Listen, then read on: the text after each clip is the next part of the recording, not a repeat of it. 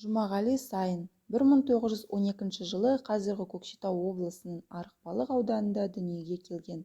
Әкесі Саят Тілеубердіұлы кедей болғанымен өзін қадірлей білетін, ауыл үстемдеріне бас ие қоймайтын тәкаппарлау адам болған.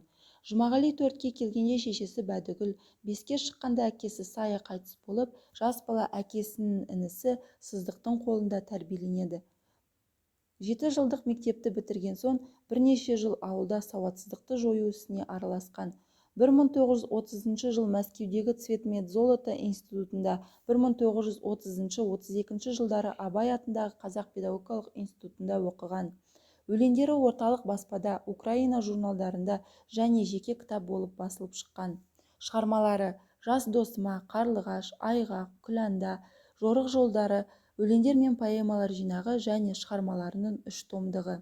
Аталған 3 томдық кітап ақынның ұлы достық, соғыс жылдары, балалық шақ, табиғат, ұлтжандылық, туған жер, колхоз өміріне, махаббат тақырыптарынан алған өлеңдері мен поэмаларымен толықтырылған. Ақын 1941 жылдан 1944 жылдың күзіне дейін Ұлы Отан соғысына қатысады. Үлкен ұрыстардың бірінде 1942 жылдың аяғында Жұмағали Сайын ауыр жараланады. Қоршаудағы партизандар Сайынды Украинаның Луганск облысы Кременск ауданы Пшеничный хуторында тұратын Донбасстың қарт шахтері Михаил Масловтың үйіне орналастырады. Фашистер оккупациясында отырған Михаил Маслов Жұмағалиға әкедей, қызы Ефросиния дәрігердей, туған қарындасындай болып тік тұрып күтеді, өлімнен арашалап алады. Шығармаларында достық, украин, орыс халқы туралы жырлардың көп кездесетіні осыдан болар. Ақын 1944 жылдың күзінде Майданнан оралады. Соғыстан кейінгі жылдары Қазақстан филармониясында жұмыс атқарады.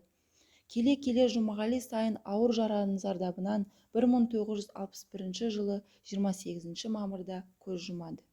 Ірі 10 көшесінің бірі Сайын көшесі болып тұр. Ол кездегі Алматының тіптен топ 5, топ 3 ірі көшесіне кірген болатын ол көше. Қаланың шеті әлбетте, бірақ өте ірі көше. Бейілді көшесі жаңағы артерияларының бірі, және де 7,5 шақырымға созылған. Оны 1964 жылы, яғни өзі қайтыс болғаннан кейін, бірер жылдан кейін бірден шешім қабылдап, Жұмағали Сайын атамызға беруді сондай бір шешімге келді.